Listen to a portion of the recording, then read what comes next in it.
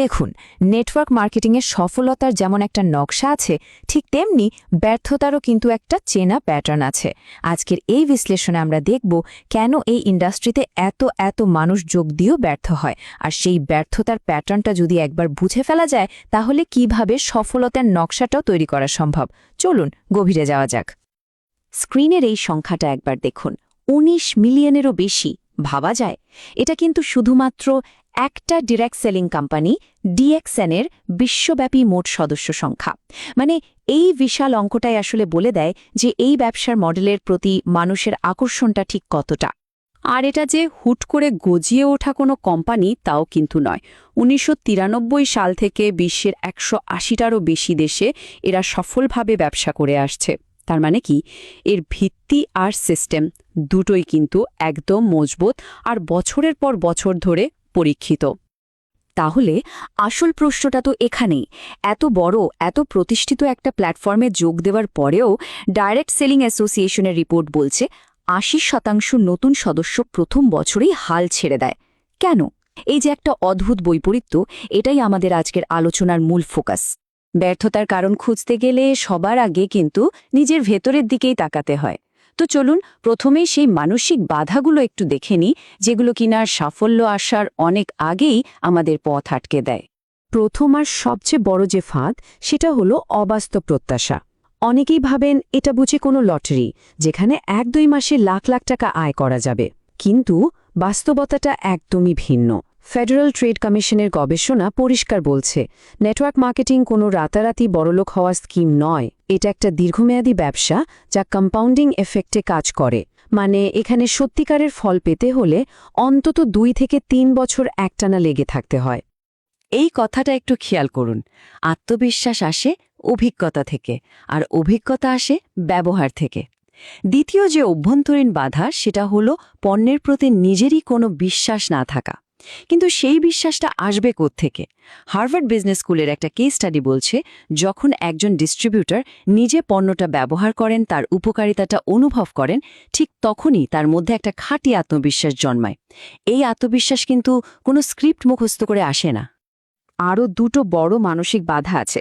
একটা হলো ধারাবাহিকতার অভাব, আর অন্যটা হলো মেন্টরের পরামর্শ না শোনা। দেখুন, ধারাবাহিকতা মানে কিন্তু প্রতিদিন ৮-১০ ঘন্টা কাজ করা নয়। এর মানে হলো প্রতিদিন নিয়ম করে অন্তত একটা গুরুত্বপূর্ণ কাজ করা, যেমন কোম্পানি দেয়ার ন্যূনতম মাসিক সেলস টার্গেট বা মান্থলি কোয়ালিফিকেশন পূরণ করা। আর দ্বিতীয়টা হলো ইগো, মানে নিজের অহংকারের কারণে একজন সফল ব্যক্তির দেখানো পরীক্ষিত পথটাকেই অনুসরণ না করা। আচ্ছা, মাইন্ডসেট তো না হয় ঠিক করা হলো, কিন্তু শুধু মনে মনে চাইলেই তো হবে না, তাই না? সঠিক কাজগুলো ঠিকভাবে করতেও তো হবে। চলুন এবার আমরা বাইরের দক্ষতার ঘাটতিগুলো নিয়ে কথা বলি। এরিক ওরির বিখ্যাত বই গো প্রো অনুযায়ী এই ব্যবসায় সফল হতে গেলে এই ৫টা মৌলিক দক্ষতা লাগবেই। সম্ভাব্য গ্রাহক খোঁজা বা প্রসপেক্টিং থেকে শুরু করে ক্লোজিং পর্যন্ত। এই ৫টা দক্ষতা অনেকটা রান্নার রেসিপির মতো, বুঝলেন? এগুলো কোনো জন্মগত প্রতিভা নয়। যে কেউ চাইলে সঠিক প্রশিক্ষণের মাধ্যমে এই স্কিলগুলো অর্জন করতে পারে। আর আজকের ডিজিটাল যুগে সবচেয়ে বড় দক্ষতার ঘাটতি হল পার্সোনাল ব্র্যান্ডিং, বিশেষ করে সোশ্যাল মিডিয়ায়। হাবস্পটের এই পরিসংখ্যানটা একবার দেখুন। ৭০% গ্রাহক কোনো কিছু কেনার সিদ্ধান্ত নেওয়ার আগে বিক্রেতার সোশ্যাল মিডিয়া প্রোফাইল দেখে প্রভাবিত হন। এক কথায় বলতে গেলে আজকের যুগে আপনার সোশ্যাল মিডিয়া প্রোফাইলটাই আপনার ডিজিটাল দোকান। এখানে যদি বিশ্বাসযোগ্যতা তৈরি না করা যায়, তাহলে ব্যবসায় এগোনোটা প্রায় অসম্ভব। তো আমরা ব্যর্থতার কারণগুলো এক এক করে দেখলাম, কিছু মানসিক আর কিছু কৌশলগত। এবার পালা হলো সেই সমস্যাগুলোকেই সাফল্যের সিঁড়িতে বদলে ফেলার। চলুন এবার সমাধানের দিকে নজর দেওয়া যাক। এই টেবিলটা দেখুন, পুরো বিষয়টা এক জায়গায় চলে এসেছে। এটা হলো সমস্যা থেকে সমাধানের একটা সেতু। খেয়াল করুন, প্রতিটি ব্যর্থতার কারণের পাশেই তার মূল সমস্যাটা কি এবং তার সহজ সমাধান কি হতে পারে তা দেওয়া আছে। যেমন ধারাবাহিকতার অভাবের মূল কারণ হল শৃঙ্খলার অভাব, আর এর সমাধান খুবই সহজ, প্রতিদিনের কাজের একটা রুটিন তৈরি করা। তাহলে সব মিলিয়ে সাফল্যের ব্লুপ্রিন্টটা আখের কি দাঁড়ালো? এটা আসলে খুব সহজ একটা চেকলিস্ট।